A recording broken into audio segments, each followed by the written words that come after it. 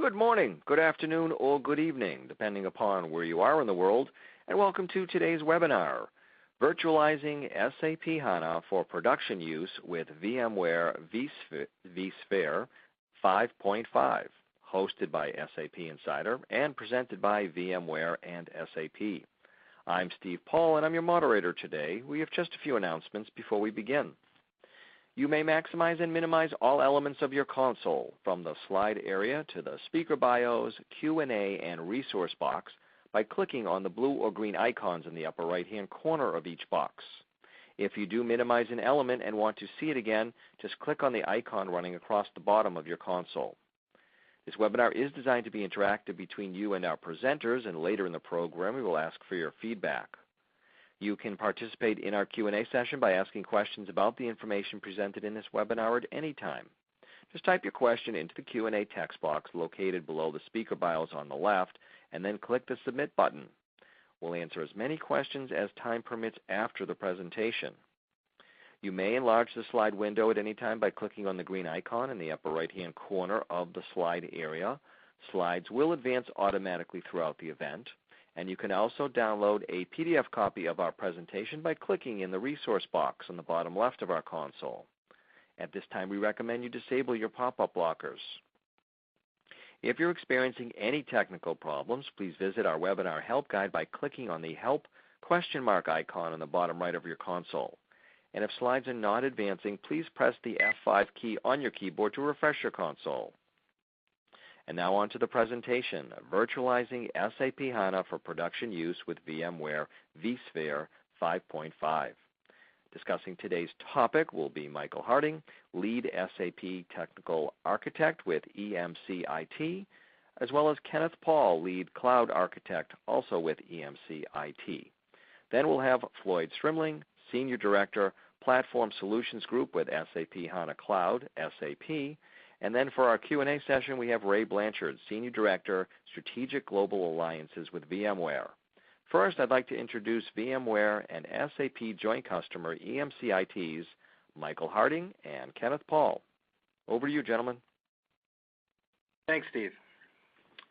So many of you on this call have at least heard the stories of what SAP HANA is and how it can allow your own customers and your own businesses to excel, to meet business efficiencies. Here within EMC IT, we've actually been active in the SAP HANA space for quite some time now, well over 2 years. And we continue to try to exploit and operationalize this evolving SAP HANA platform. We spent a lot of time trying to determine the best way to mature our own private cloud infrastructure to embrace the new in-memory computing age. What we want to do here is walk through with the next slides, walk through our journey, and hopefully you can start to embed some of our lessons learned and take this back into your own roadmaps moving forward. My name is Michael Harding. I'm the lead SAP Technical Architect within EMC IT. And I'm fortunately joined here by Ken Paul, who is our lead Cloud Architect, the man with the brains that made a lot of this happen. We're going to kind of tag team the next few slides again to just kind of walk through our journey. Before we get into the HANA specific story, I want to kind of give a brief overview of our SAP implementation as a whole. We had a rather large SAP, what we called our PROPEL program, which was a rather large greenfield SAP implementation, primarily focused in the financials and manufacturing spaces.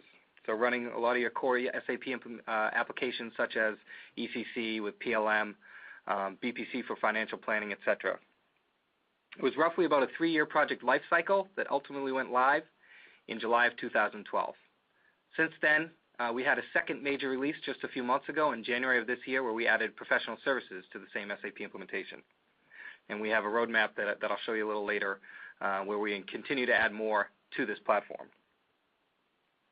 While the project itself and the program was and continues to be largely predicated on business transformation and overall empowering our customer base, we saw this as an opportunity to bring state-of-the-art technology and innovation with the intent of building a platform that is not only robust and scalable for the original implementation, but also flexible for future enablement. We're supported with VBlock on converged infrastructure. We are 100% virtualized throughout the entire SAP implementation. That includes some of the, let's say, more challenging SAP applications that have traditionally been a little more difficult to virtualize, such as SAP T-Rex, their search engine, SAP Live Cache, the SCM component. These are very memory-intensive applications. In hindsight, getting these virtualized within our own SAP implementation perhaps paved the way for where we're headed next with HANA. I'm going to turn it over now to Ken to talk a little more about our infrastructure and cloud strategy. Thanks, Mike. I'm just going to talk a little bit about the home for all of our applications, including all of SAP and most recently our HANA deployment. We've been on a several-year transition towards a completely virtualized data center across two main sites up in the Northeast and one down in North Carolina. The last few years specifically have been focused on cloud computing and more of a service delivery model and a focus on transitioning mission-critical applications into this environment. The foundation of this whole journey has really been our converged infrastructure stack based on the VCE VBlocks. We've deployed over 36 of these across those two sites, and they are the core platform for which we launch everything that runs with the EMC. We're close to about 95-96% virtualized right now. Those remaining few percentage points represent some odd edge case specialized hardware appliances, but for the most part we're there. Obviously all of SAP is on it, and now with HANA we're really been able to take off and leverage a lot of the technology for the business. So as part of the VBlock strategy on the floor, we were able to leverage the VMax storage for block and file storage along with its remote replication and cloning capabilities, in using some of their tiering or the fast tiering software to present fiber channel, flash, or SATA drives up to our business customers, essentially put the right data on the right tier. Critical in the HANA space here where hot objects, we can automatically move it up to the flash layer. So we're able to meet a variety of different customer demands by doing that. At the server stack, we've long been settled in on first Nehalem and now the Westmere EX platforms in both 2-socket and 4-socket configuration blades. For HANA, we've been deployed on Cisco's B440M2 blade, which is the 4-socket 10-core. Also positioned easily to move up to the next releases of Ivy Bridge EX in the same platform with basically just a plug of a new blade into the infrastructure. Connecting most of that together is our network stack, Cisco 10-gig network fabric with support for jumbo frames. In the case of HANA, so the low latency, high bandwidth presented there it's really been a non-issue for that client as well as any of the other SAP applications running on it. And that 10-gig infrastructure presented down through the VBlock carries both Ethernet and RFCOE traffic up to the SAN fabric. So on top of all this sits vSphere, which provides a flexible abstraction layer to all the complicated hardware that sits underneath it and really releases the apps and the apps portfolio from those complexities underneath it. As you can see, we run a variety of different applications, all the core SAP suite, HANA, including some of the non-SAP applications and utilities, all on the same VBlock. As we happen to fill up one of these, we can just put another one right beside it on the floor and continue on and running. You'll also notice in the middle here we use EMC's RDF technology to present replicated copies of all of this data between the Boston area and North Carolina, which is over 600 miles away, so we use a cascaded star configuration which combines synchronous and asynchronous replication to provide a zero data loss scenario for the critical apps all the way down to Durham. So at the core SAP and HANA sit alongside everything else, whether it be back-end RDBMS databases, SQL Server, web app servers, a variety and mixture of different apps on the same infrastructure. Provides a lot of flexibility to the build teams that they don't have to have specialized environments to deploy on. So for our SAP admins and our business users, we can turn around environments really in minutes or hours with a consistent and repeatable automation framework. For the systems folks, HANA just represents yet another virtual machine, which is kind of one of the beauties in the solution, that they don't have to worry about anything, specialized system configurations or having specific staff to handle the configuration and management of this.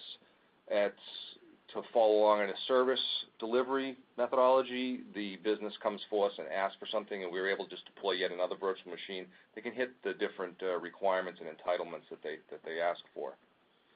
And deploying HANA on VMware really, again, it allowed us to avoid that specialized case there. From an OPEX savings, we were able to leverage existing folks and existing hardware and really reduce the risk to the business because we were able to deploy so fast and provide such high performance and availability. So I'm going to hand it back to Mike for a story of how we leveraged the technology in the VBlock and to enable the business to really benefit by HANA. Thanks, Ken. So honing in specifically on our SAP BPC application. SAP Business Planning and Consolidation is an application from SAP involved in the financial kind of planning space. Technically, it runs as an OLAP engine, and technically you can deploy it on your SAP BW stack as an embedded application, almost like an add-on, or you can run it kind of as a standalone mode with its own BW engine underneath. Upon our initial go-live, we did have it running as an embedded add-on. And roughly about 6 to 8 months after go-live, we decided to decouple it and give it its own database. We wanted to give the business a little more agility and flexibility around things like maintenance and performance tuning, etc. At the same time, the business was clamoring for an upgrade of that stack, so giving it its own, of the BW application itself, of the BPC application itself. So by giving it its own stack, we're able to upgrade it to BPC 10, which is now commonly referred to as EPM. In doing this, we gave it its own standalone engine, and now the database size was down to about 430 gig. So the business was happy that they got their own system, but they wanted more, and they wanted it, they wanted the application to run faster. So we knew HANA was going to have to be the answer in some capacity. At the same time, we saw this as a great opportunity. It's obviously no secret, right, that HANA is at the backbone of SAP's innovation roadmap. All customers, SAP customers need to embrace it, and for us, this was a way for us to kind of start small in the HANA space in taking an SAP application itself and running it fully on HANA as a database platform. So going through our sizing iterations and some of our POC work, we had the database after compression down to under 100 gig of actual memory consumption, and then when you forecast in some of the transactional and compute layer, we estimated the sizing up to approximately 200 or just over 200 gig. Ken mentioned earlier that our TDI certified Cisco blades are the Cisco B440s. These run at 500 gig. So we started to say, okay, we're going to take this 200 gig database and put it on a 500 gig blade. Oh, by the way, I need to stand up a standby in order to support high availability. So now I'm running two 500 gig blades just for something that consumes only 200 gig of space. Obviously, a huge overkill in terms of allocation. Not only that, but using VMware and virtualizing this, we could take advantage of the availability capabilities embedded directly in VMware HA. So it was kind of a no-brainer situation for us. There was a lot of chatter at the time when we made this decision about, running this particular HANA instance on virtual versus physical. Our angle was, hey, the business has this running on a more traditional RDBMS right now. It quite frankly doesn't matter whether or not we migrate this to a physical HANA instance or a virtual HANA instance. They're going to see huge benefits from a business standpoint in their overall performance. Go ahead. So what did the business get out of this? Well, for starters, Ken mentioned speed in the previous slide. We executed this entire project in just under 3 months. We started our development environment back in August of last year, and we were live on November 11th. And up and down the application stack, all response times improved rather significantly. Some improving up to 400 or so percent with some of the longer running extraction routines. And you can see a quote here we got from our business leadership on the benefits they saw from HANA. And then from a technology standpoint, Ken kind of alluded to it earlier, right? We were able to avoid purpose-built architecture, purpose-built infrastructure. We were able to stick to our standards, stick to our automation capabilities, availability, etc. And at the same time, drive down CAPEX and OPEX. Bottom line, customers today that are trying to embrace this HANA technology are seeing it as an extremely costly venture. We all know that the software licensing costs are not the cheapest things in the world, and then you top that with infrastructure costs. We saw virtualization as an opportunity for us to really drive our ROI, faster, and basically bring something to the business that they could leverage in a cost-effective manner. Now I'm going to hand it over to Ken a little bit more on some tidbits and lessons learned we got out of this particular venture from a VMware standpoint. Thanks, Mike. So shown on the slide now is just a variety of items that I felt were of interest to HANA customers. For us internally in IT here, these represent the standard best practices that we apply to all of our configurations across the data center so that they can support and provide high performance and high availability services no matter what application it is. But some of these are critical, I think, for in-memory databases and things where you really want the best performance. By practice, for virtual HBAs, providing I/O paths back to the back-end storage, spread across as many front-end adapter ports as you can afford to provide the best I/O throughput. Also, we use thin provisioning and pooled disk structures on the back end for a little bit more efficiency of storage. But for the production instances, we'll make sure that both the data and the log devices are contained within a single consistency group so that the replication it's right consistent across. In the case of memory reservations, always a best practice for mission-critical enterprise class applications, and really depending on, I guess, how much you've overcommitted on your servers. If you don't have any overcommitment, it's not as critical, but you definitely don't want page out or ballooning activities impacting any of your access to memory for something like HANA. So memory reservations, at least up to maybe the size of your instance, are something to consider there.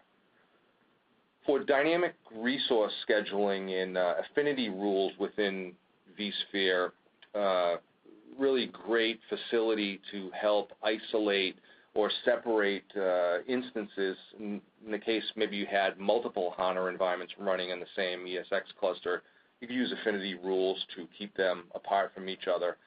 And the dynamic resource scheduling at DRS rules actually help to drive up the utilization and keep things away from our HANA instances. Because of the memory footprint of HANA, it doesn't tend to move. It's got enough mass to kind of stay where it starts, easily vMotioned off to another blade. But as in the case of the BPC application, business cycles raise or lower the amount of demand on the back-end processors, DRS can move other applications in and out of that specific ESX server to take advantage of the capabilities there. And hyperthreading and NUMA enablement also for in-memory computing. If you can land on one NUMA node, you're going to get the better performance out of that.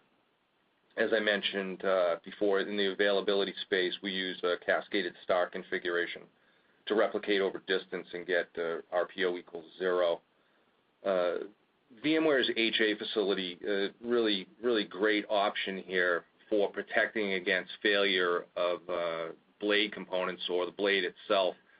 It allowed us to avoid really release our bonds from very expensive commercial clustering software and really the specialized staff resources that required as well. We also use Site Recovery Manager from VMware to protect entire environments for disaster recovery. It really provides a push-button solution for an entire environment migration between our sites. We've moved the entire SAP landscape production landscape from Boston to North Carolina in just under an hour during our last test. Another thing to be careful of, admins can get creative in trying to tune or alter things in your configuration. So as part of the initial deployment of the servers, we use Puppet, and it's manifest in modules to lay down the standard configuration. But we also use that to monitor and manage and protect against any kind of configuration drift, again, to promote availability and consistency across the different virtual machines. Another thing that we considered or set as a standard is vSphere's enhanced vMotion capability setting. On the clusters, it provides us an easy ability to upgrade to the next blade family. In our case, we'll be going for the Westmere EX to the Ivy Bridge EX, and that will require no downtime from the application of simple vMotion between blades. So we've got a lot of standard practices and procedures in place here that HANA was able to leverage. We're trying to establish new standards now to manage the platform and are working at the application level to manage our HANA footprint. And Mike's going to talk a bit more about that right now. Right, so it's kind of alluded to. Obviously, we've taken a lot of work at the infrastructure space, but I wanted to share with you some experiences we've also had at the application layer to ultimately manage your HANA footprint and therefore your HANA costs up and down the stack. So as it relates to BW, SAP has had this capability within BW for years called NLS, or nearline storage, where you can effectively take data out of your primary database and put it into a cold offline data repository, if you will. As of last year, halfway through last year or so, they came out with a support package 9 for BW, in which that secondary repository could be Sybase IQ. So now you have your HANA hot data, which is a columnar base in memory, and then Sybase IQ, which is another columnar-based database, which could be, your cold data. We've enabled this within our implementation. We went live with IQ back in January of this year, and we literally already have about 1 billion records offloaded into Sybase IQ. So this is something that, I kind of wanted to message out because we've seen great capabilities and enablement here, and this, quite frankly, has been rather turnkey for us. Moving forward now, SAP is going to introduce more and more capabilities for you to start managing now kind of a hot and warm and cold data temperature management, if you will, where this concept of smart data access or extended tables, you can actually define the tables inside HANA, but the data is stored itself in Sybase IQ. More to come here. This is kind of a roadmap item, should be available with SPS 8 later on, I believe later this quarter or next quarter. But again, opportunities are abound in terms of managing your overall HANA footprint and therefore, again, managing your infrastructure costs. I'm quickly going to cover our overall roadmap. As you can see, we're not done. As I mentioned at the top, we've been rather active in the HANA space for a while. We've been running an operational reporting sidecar since about August of 2012. So we've been running that for almost 2 years now, where we're using kind of a more traditional, I think this is kind of a go-to-market scenario for most SAP customers, where you replicate data from your ERP core into this sidecar and throw some operational reports on top. Here we are with BPC gone live. Our next project goes live in August for BW on HANA. And then we have been focusing more on transitioning out of kind of the OLAP space and more into the OLTP space. I mentioned earlier how we have a few major releases. Our next major release within this PROPEL program is bringing the sales business into our SAP footprint. So obviously this is going to be a rather significant SAP CRM implementation. It's another about 2-year plus life cycle. We plan to go live in January of 2016, and we will be putting this CRM implementation on HANA. We're already running our dev and sandbox instances throughout the first portions of the project on CRM HANA. Real quickly before I move to the next slide, I wanted to share with you one of the things we're after here within EMC IT, and I think it's very important for folks throughout the SAP and the SAP HANA community as a whole to, start the kind of collaborating as a whole. I feel like we're all, as customers, kind of on our own, establishing best practices out there, and I think collaboration is key. So one of the things we've done here is we started a Twitter handle just over a year ago or so. Idea here is for us to share our experiences as we go through this roadmap, and good, bad, or indifferent. Generally, the things that we see, we're not afraid to put out there on Twitter. So feel free to follow us if at all interested in some of our lessons learned along the way. And another quick plug here before I hand it over to Floyd. We do have within EMC, I've only been with EMC IT now for about 3 years, having a bit of a more extensive background in the SAP space, but I'm always continuously impressed with the brain power we have here within EMC IT. And we do have a platform by which we allow other customers to leverage that brain power through blogs, through white papers, etc. So I encourage you to reference our IT Proven website, and perhaps there could be some more material there that you could also infuse into your roadmaps moving forward. So with that, I'm going to hand it over to Floyd from SAP. Thanks so much. What I want to do today, and my name is Floyd Strimling. Thank you all for attending. I am a Senior Director at SAP and really take care of HANA and HANA Cloud. And what I want to talk to you today about is really just talk about HANA in general and then take a little deeper dive into what is actually going to be supported in the offering that we're talking about today. So let's start by just talking about HANA. For some of you, this may be something that's new, and although you've probably heard about it, I want to kind of just give you a baseline understanding of it. So HANA really is, it's not just an evolutionary step, it's a revolutionary step. It's a breakthrough in application and data processing, and what it really has been designed to do is simplify your solutions. So at the core of it is OLTP and OLAP are in the same column or database. And this is actually going to be running on main memory. So when we talk about in-memory databases, there's a lot of different, I want to say, a lot of different marketing around what that means. When I talk about it, I'm going to talk about in main memory sitting right in that CPU itself. So we simplify this by taking OLTP and OLAP and placing them in the same really database, and then we converge it. So that's just the first step. The convergence of it is really this idea of end-to-end data processing. And what this enables you to do is to take different types of data processing that sometimes you've done in different types of technology and join them into a single platform. And that's everything from predictive and prescriptive, machine learning, geospatial, text, all the things you want to do. And we'll go through this in another slide. But it's all sitting in the same platform itself. And then finally, when you look at this, you'll see that it's all been optimized. So we're actually changing the way application processing interacts with the database platform. And the way that this happens is that you're actually able to move your intelligence closer to the data into the HANA platform itself, which enables you to do things that you never could do before. Hasso Plattner, our founder at SAP, likes to say, and I love when he says it, that HANA makes the unnatural seem natural. And it lets you do things with it that you just can't do with other systems because it does these three very important things, which is simplifying the infrastructure, converging what you want to do with it, and then optimizing the applications that run inside of it. So what is HANA? Well, it's much more than a database. HANA actually is a full encompassing platform itself that not only is used by SAP for our own applications, but it's used by our customers to build new applications. There are over 2,000 startups that are writing things into SAP HANA right now that are working to use this technology really to bring really interesting and very, I want to say, groundbreaking types of applications to the market.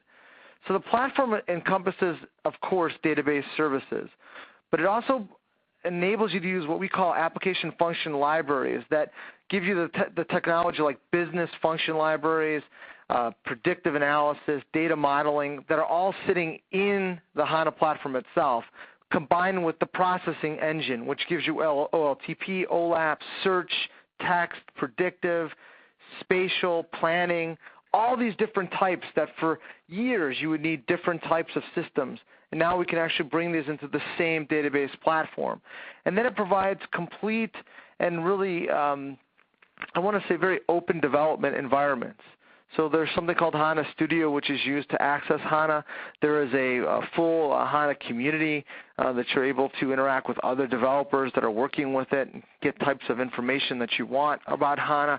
Everything's sitting out there in order to make this really a place that you want to build your next-gen applications, and you want to take advantage of the platform to do things that you've never really thought were possible. And then it has this idea of open connectivity. So you can connect to it through JSON. We have R connections, MDX, SQL, OData, all these different pieces that you want to talk with it. You have that ability. And then it has its own application server as well called XS Engine that enables you to really change the way you develop applications, change the way that you think about applications and how they actually will interact with the data. And it's all done on a single platform that really, because it runs in that main memory CPU, is able to take full advantage of all the breakthroughs that Intel has to offer for everybody, which includes speed and other things that really make it great. So it converges the database, the data processing and application platform, and provides you all of these libraries that you're able to take advantage of so that you can operate really and truly in real time. This is really designed to operate the way the world is going, whether you want to call that Internet of Things, whether you want to call it the next layer of cloud, whether you want to call it just the evolution of IT. We're moving more towards this real-time environment, and that's really the capability that HANA brings. So what is your choice of deploying HANA? Well, of course, HANA can be deployed in many different ways. There's on-premise deployment, there's a hybrid deployment, and there's a cloud deployment. And in SAP's world, each of these really maintains really the same type of capability and functionality. It just is where you are in your journey in cloud computing and where you are in your SAP landscapes and how you want to interact with them. So you can do this on-premise like you've always done, so run all of SAP solutions in HANA on-premise. You can run it in this hybrid where you have some things that are in the cloud, some things that are not, that still leverage each other to really make sure that the solutions will work properly, and then cloud. So you're basically deploying everything in cloud, whether it be SAP's HANA Enterprise Cloud or other partner offerings that are available today. Now, scalability is very important, and I think when you heard when we were talking about it from the EMC is that HANA has to be able to scale to do the things that we want it to do. So HANA has single server, it has scale out capabilities, and then it has this cloud deployment capabilities for you to take advantage of. Now, I'm going to give you what we're actually going to be providing with VMware and how you can take advantage of these in a couple slides. But you should know that there's going to be different types of scaling factors, whether you're on a VMware platform or whether you're on a bare metal platform, and we want to make sure that we cover those very briefly. So what is it that we're covering with, or what is it that we're deploying with SAP HANA and VMware? There are two types of deployment model, and now we're going to really talk about the on-premise deployment model right now.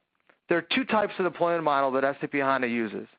The first one is really, I think, the one that's most known, which is called the certified appliance. And this is where SAP has gone out. We've worked with our certified appliance vendors, and we have really certified SAP HANA solutions on their hardware, and they are purchased as an appliance for our customers.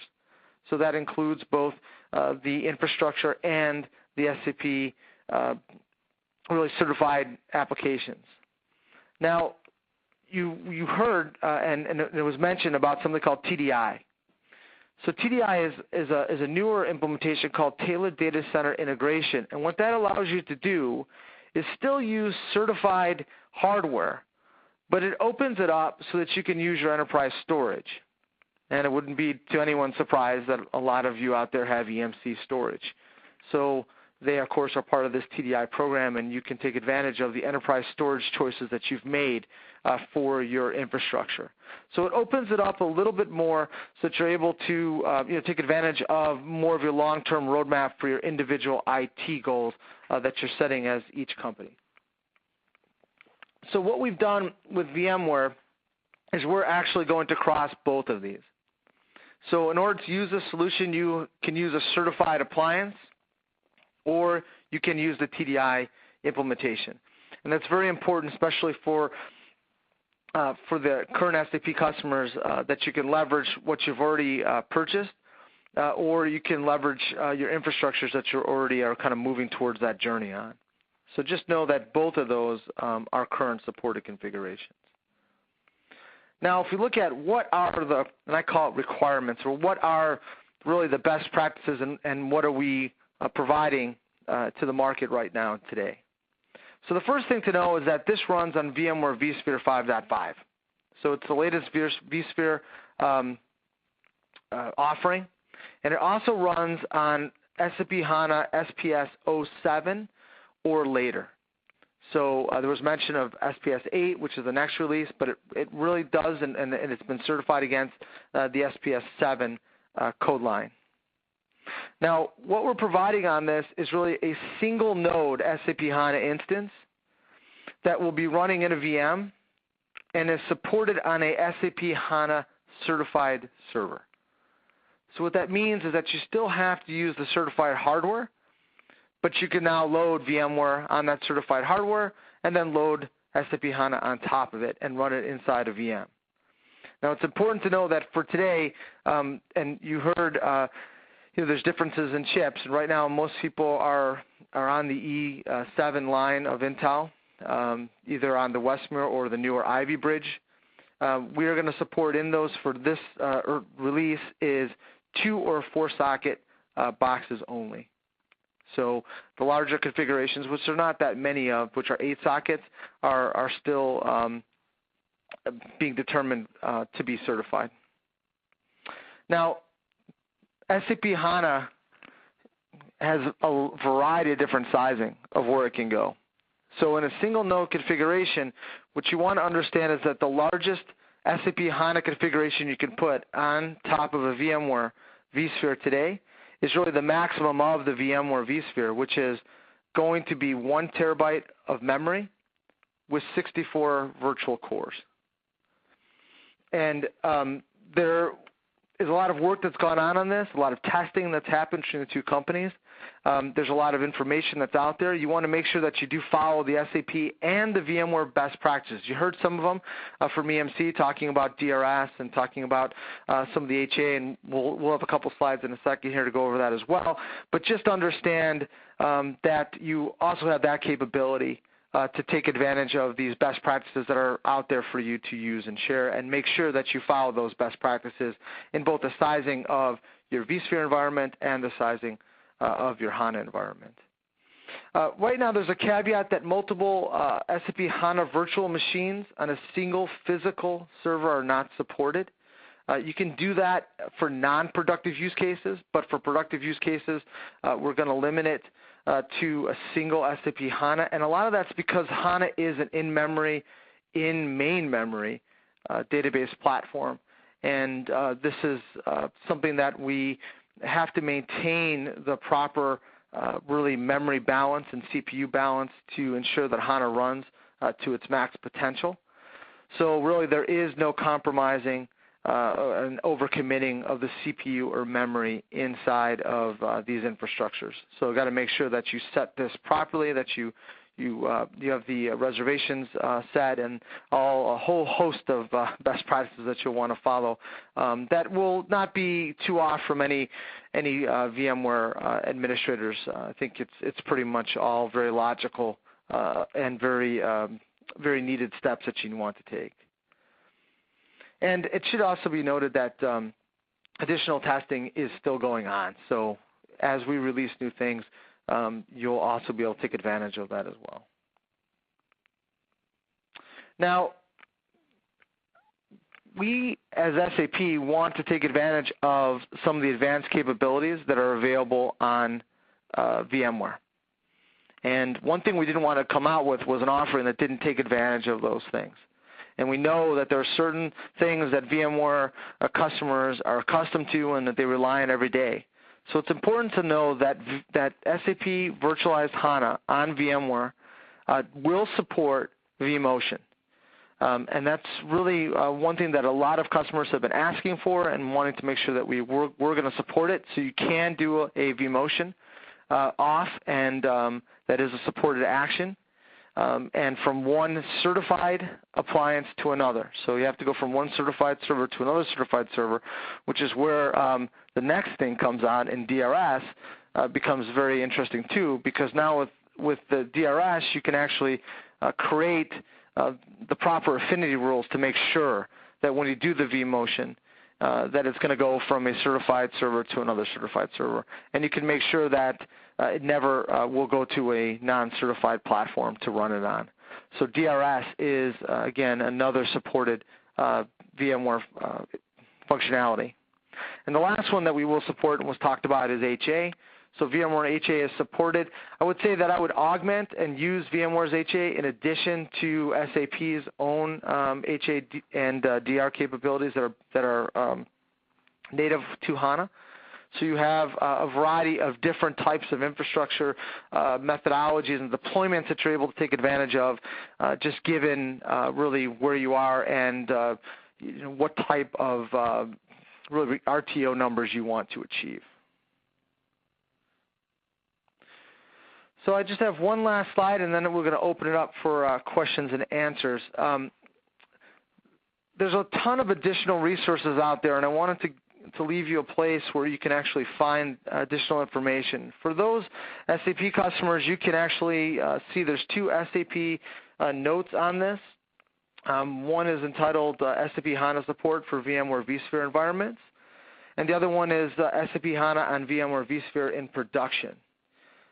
So right now those are two notes that are out there that kind of define all the different requirements and really are a culmination of the testing that has gone on between VMware and SAP. And it's also to note that there's two other places to go where, SAP is very open in our community. So there is a blog post which was called At the Seaside with SAP HANA and VMware. This was posted by a product manager that runs this program. And if you go to that site, which is on the SAPHANA.com community, you'll find a plethora of information and additional reference materials that you might want to access, including I think there's some roadmap information up there and best practices, of course. And then VMware has done an outstanding job really centralizing all the information on their own site. So I left that site as well. That enables you really to see the critical apps. There are best practices on there. There are a lot of examples on there as well, and I would encourage everybody to go there to look at that and find additional information. So in order to open this up for questions, I'm going to turn this back to Steve, and we'll take it from there. Okay, well, thank you very much. Excellent presentation, gentlemen.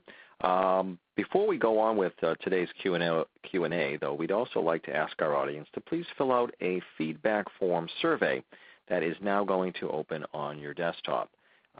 To complete this form, please press the Submit Answer button at the bottom of the page, and we thank you in advance for filling out this form. Your participation in our survey will allow us to serve you better in the future. And now on to the question and answer portion of our event. As a reminder, to participate in the Q&A, just type your question into the text box located below the media player and then click the Submit Question button. And we do have a few moments, so let's get to a couple of quick questions right here. Let's see. First off, for Floyd, from Matthew. Matthew says, my understanding is that SAP supports HANA running on a single virtual node or server. Is there a roadmap for SAP supporting HANA on scale-out virtual nodes and servers? Yeah, that's a great question, and probably the question that I get all the time right now. So for this initial release, we have placed this limitation that it is going to be a single node only. However, engineering work continues to go on between both VMware and SAP. And we continue to do additional testing. So there is on the roadmap, if you go to that blog post, you'll find a roadmap. There is some roadmap items. Of course, I can't promise anything on when things will be out or what will happen, but there have been additional testing in both the ability to extend this to get to larger SAP HANA instances. So I would say just stay tuned for the announcements that will take place, and you'll hear more, I'm sure, at Sapphire this year and beyond. Okay, thank you. Let's see. We have here, well, another question for you from Scott. What about other VMs running on physical servers with HANA VM? What are the rules?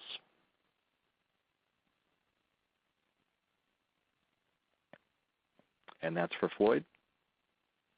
So the only thing you want to do if you have additional VMs running is you want to make sure that your memory and your CPU are not overcommitted. And you want to make sure that those servers are usually what we're seeing as smaller workloads being placed on that server. And you want to make sure that your rules are set up properly so that you wouldn't vMotion HANA off because the box was busy, that you want to take those other applications off of it. The only really requisite we have is that the SAP HANA server has to be a single server on that box, and that it has really the reservation and that you're not doing memory or CPU overcommitting.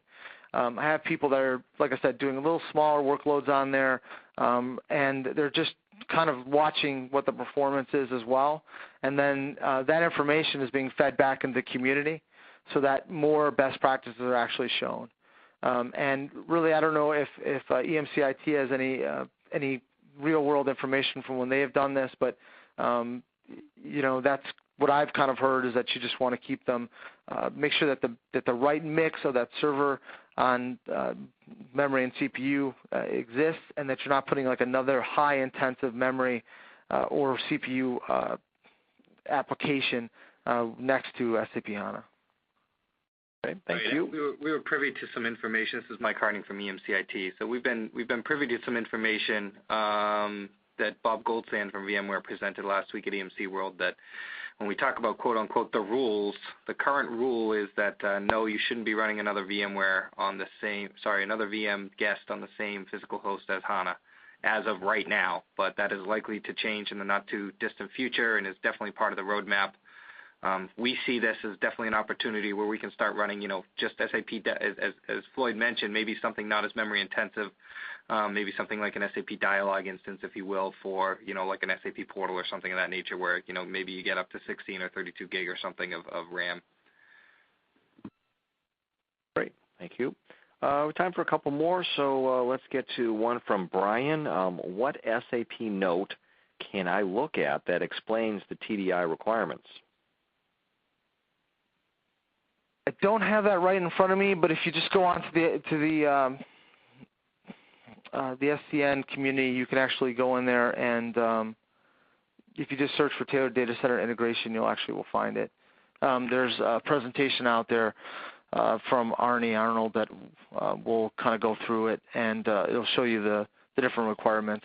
Basically, you want to make sure that there's a list of certified certified storage vendors today. And you want to make sure that your model is certified for the TDI environment. And then, of course, on the server platform, you're going to use just the regular certified SAP HANA hardware. And then there's a little bit less requirements on some of the internal components that you have to run to use them. But all that, if you just search for that TDI, I don't have the note in front of me. Jeremy wants to know, is there any further information of having multi-VM support in production? And again to you, Floyd. Yeah, I don't think there's any further information to give you right now. I could tell you that things are rapidly moving in this. So the SAP notes are going to be the best place to go to really define and to look at this. I know that for non-productive use cases, there's really, you can run multiple SAP HANA nodes, you can run multiple workloads. There's no really hard, fast restrictions for the non-productive use cases. For the productive use cases you heard, we're going to be a little more structured in this to begin. But I know that as time passes and as more customers start using the solution, you'll actually find the capabilities will continue to expand, especially per the roadmap items that will be continuing to publish. So for now, I would just stick with the one SAP HANA workload on there, and then just know that additional capabilities are coming. Kevin has a question here. When will the SAP Note 1995460 be released? And when he tries to access the node, he receives a message that the document is not yet released. I'll take a look. I thought that was actually already released. I can find out after this call and make sure that that information is out there. And let's see, here's another question. Are there plans to support HANA on other hypervisor technologies besides VMware? Yeah, that's a great question. For now, we made a decision to go with the industry leader, so that is VMware. What happens in the future, I can't really be a predictor of that, but we're going to go where the market takes us, and I think this is a great first step for SAP to take it with VMware. Okay. Steve wants to know, the TDI rules are very prescriptive. If we have a storage solution that isn't in the certified model, yet is part of the same family, will this still be supported by SAP? No, we're actually very careful with the TDI so that the exact model numbers will be published, and those are the ones that have been chosen to be certified. So you want to make sure that they're in there. I know I've come up with this especially with older VNXs. I get the old, well, it's the same thing, it's just not as new, but there's differences. There's reasons that we're doing this to ensure that SAP HANA maintains its performance and that things will work the way that you want it to. So stick with the exact model numbers that are on there. If there's something on there that you think should be, I would talk to the vendors and see what their plans are on certifying different types of gear. Those are choices that SAP is not making. Those are the gear that has been brought to us to certify in the program, and most of the times I know that they're being made in the best interest of the customers by choosing the gear that's going to perform the best with HANA. Daryl has a question. Do customers still access SAP for support when running on VMware, or does VMware provide specialist support for SAP performance issues? The support is going to be a combination, and really it's going to work kind of similar to the way we've done support with other solutions. The important thing to know is that we want to make sure that the problem, because we're adding this hypervisor layer, and if it's an issue with the hypervisor layer, obviously that's something that VMware will take care of. If it's an issue that's in the SAP HANA application, that's something that SAP will take care of. So there will be a joint support model between the two companies. And I think SAP and VMware have a long history together. This is the first thing that we've taken with HANA, the first steps. But there's other things that we've done with VMware. So the support will just kind of work through the same area where we'll go into this joint kind of support environment, and the tickets will be routed depending upon what the issues are and where that they can be replicated. A question here for Kenneth from Gregory. What was the percentage reduction of CAPEX and OPEX hardware costs? So for CAPEX, about 70% and around 50 to 55% on OPEX. Obviously, those numbers are going to vary by, implementation and the infrastructure within your data center, but those are the numbers that we saw. Okay, thank you. And a couple more questions here. Rook wants to know, is there separate SAP sizing requirements to plan HANA on VMware compared to physical server? There is not. It's actually the same sizing requirement. So that will refer to all the requirements must be held, whether it's virtualized SAP HANA or physical SAP HANA. So you want to use the same sizing information. You want to make sure that your ratios are proper and that the solution is sized properly to what you want to do on HANA itself. So there's nothing special about this. It's just really just another deployment methodology for the solution. The only thing special, again, is no CPU overcommitting, no memory overcommitting. That's the most important thing to remember on the VMware. Okay, let's see. Another one for Kenneth. What's the performance overhead VMware currently has on HANA, i.e., how much HANA memory can I actually use for my HANA instance if my SAP HANA certified server has 1 terabyte of memory? That's more of an issue on the sizing recommendations from SAP for the instance. We were mapping at about 512 gig memory to 40 cores, which landed well on that B440 box. The overall virtualization overhead, not just specific for HANA, but in general, we see is under 10%, I would say. Okay. Let's see. Mark wants to know, is SRM currently supported with SAP HANA? And if not, is it on the roadmap for Floyd?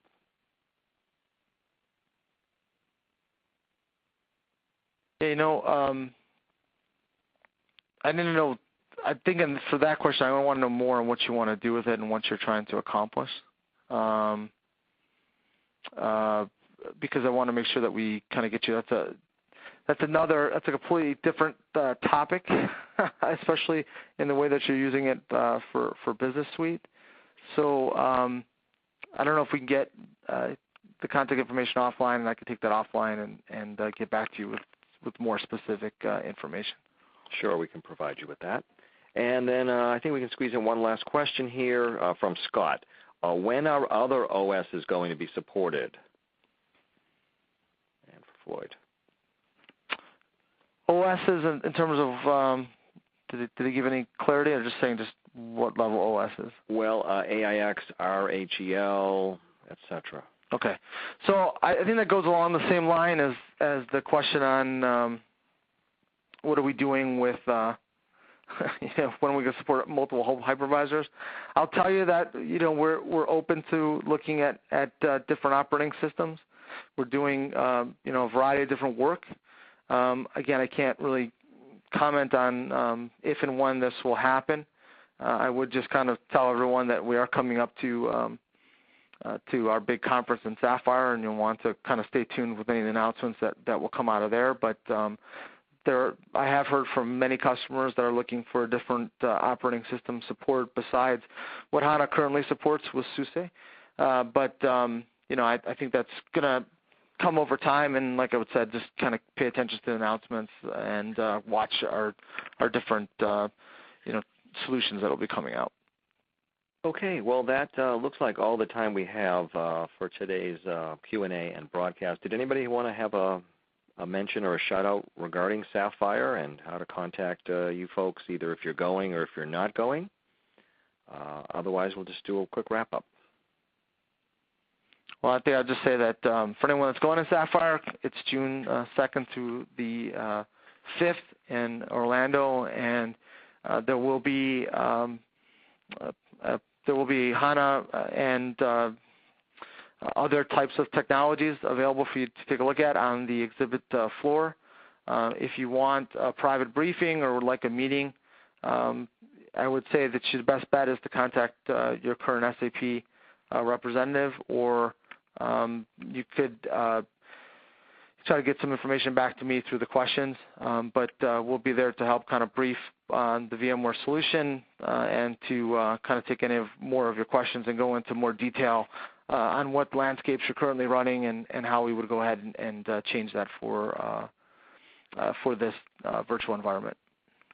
Okay, well thank you all for attending today's webinar, Virtualizing SAP HANA for Production Use with VMware vSphere 5.5, hosted by SAP Insider and presented by VMware and SAP. Shortly after this live event, we can send you an email reminder to access this presentation on demand.